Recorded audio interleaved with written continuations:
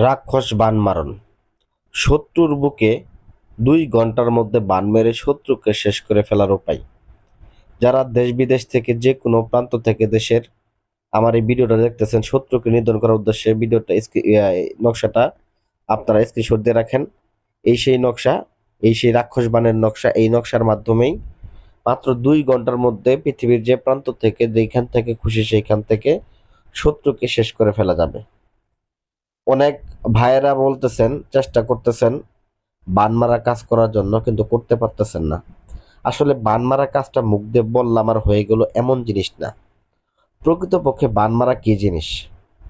বান মারা কাজটা আপনি যতটুকু সহজ মনে করেন, একটা মানুষকে মারা, একটা মানুষের জীবন কিন্তু ততটা সস্তা না যে আপনি একটা পুতুলের বুকে আপনি শুধু লোহা গেড়ে দিলেন আর শত্রু মারা গেল।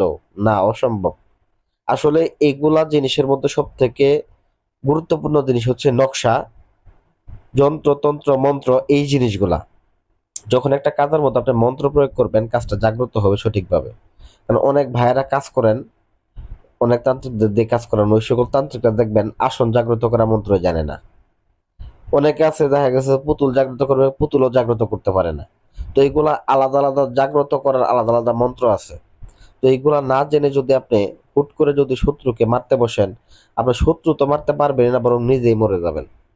বা তান্ত্রিক দিয়ে যদি করতে যান, সেক্ষেত্রে দেখা গেছে এগুলো সম্পর্কে কমপক্ষে ধারণা রাখতেই হবে। ধারণা যদি না থাকে তাহলে তো আপনি শত্রু মারতে পারবেন না, তাহলে আপনি ভুল তান্ত্রিকের কাছে যাবেন এবং প্রতারিত হয়ে আসবেন।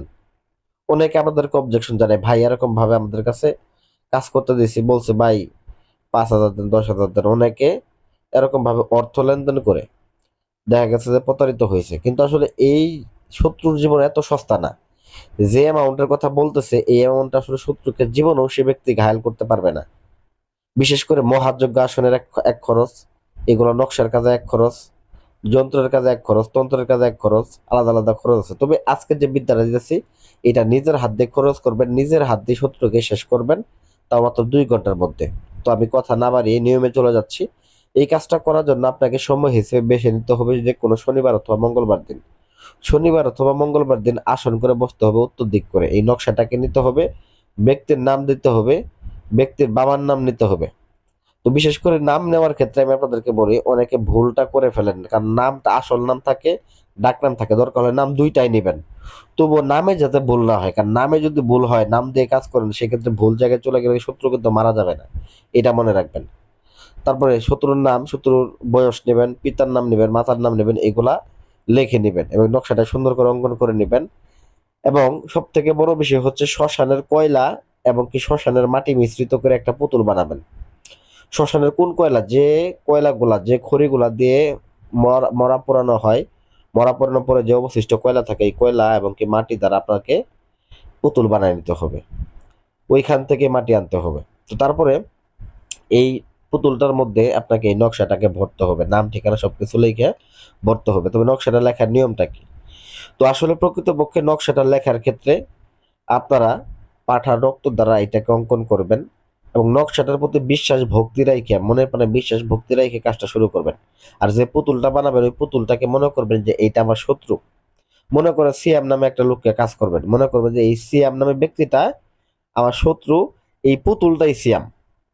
আপনার চোখ দিয়ে দেখবেন যে পুতুল দেখবেন, আপনার চোখ দিয়ে দেখবেন ওইটা আপনার শত্রুকে দেখবেন।